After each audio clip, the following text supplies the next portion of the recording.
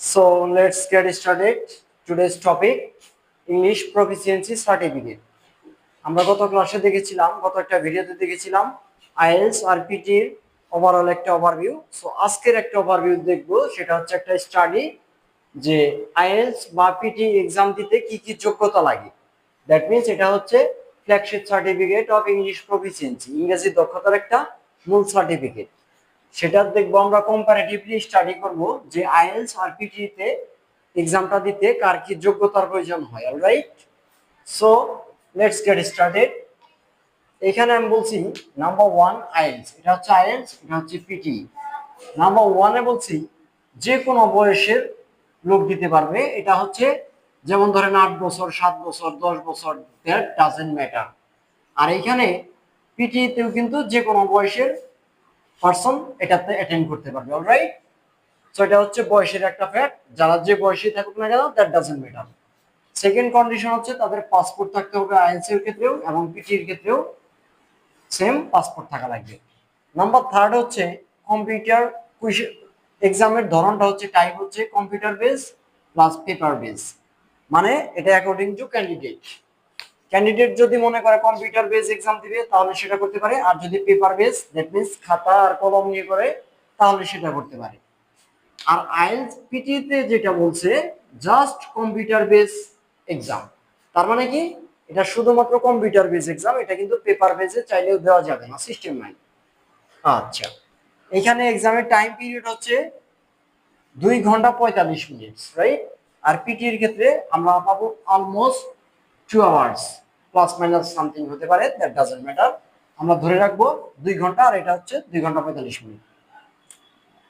যেহেতু IELTS paper base বা computer base হলে সময় কম লাগে, আমরা জানি 3 দিনের ভিতর রেজাল্ট হয়, কিন্তু আইএলটিএস এ আমরা জানি computer base plus paper base.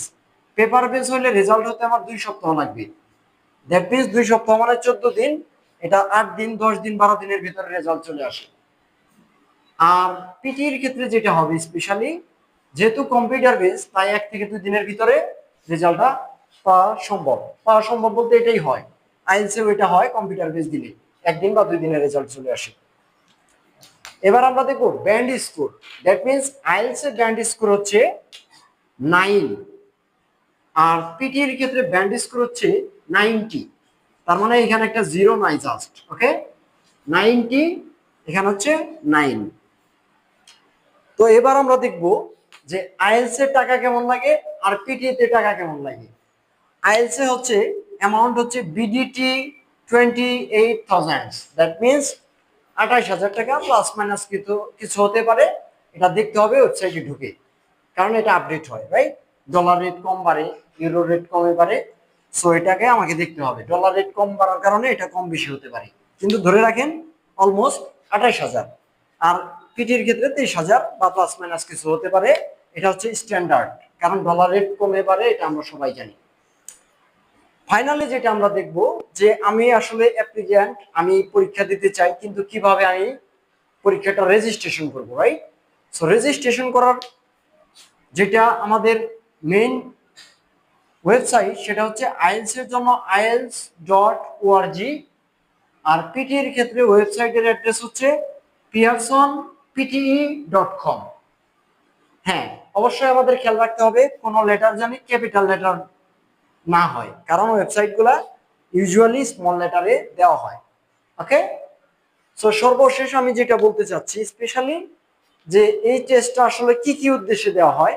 যেমন বিভিন্ন ক্যাটাগরির মানুষ আছে, ধরেন আপনি স্টাডি বিষয়ে যেতে চান, স্কুল কলেজ ইউনিভার্সিটি পিএইচডি যে কোনো ডক্টরাল প্রোগ্রাম হতে পারে, জাস্ট মাথায় রাখতে হবে স্টাডি পারপাসে গেলে আমি দিব academic test, right. Academic IELTS বা পিটিতে দিব একাডেমিক টেস্ট। আর যদি কেউ বিজনেস করতে চায় বা ট্যুরিস্ট ভিজিট, বিভিন্ন রকমের ভিসা আছে, ওয়ার্ক ভিসা আছে, তারা কিন্তু জেনারেল টেস্টটা দিতে পারবেন চাইলে, কারণ এটা একটা আমি আগেই বলেছি English proficiency certificate. So English proficiency সার্টিফিকেটটা দুই পদ্ধতিতে আমরা এক্সামটা দিতে পারি। পড়াশোনার জন্য দেব একাডেমিক, আর অন্যান্য কাজের জন্য বা ঘোরাফেরার জন্য ভিজিট ভিসা, বিজনেস ভিসা, সবকিছুর জন্য দেব জেনারেল টেস্ট।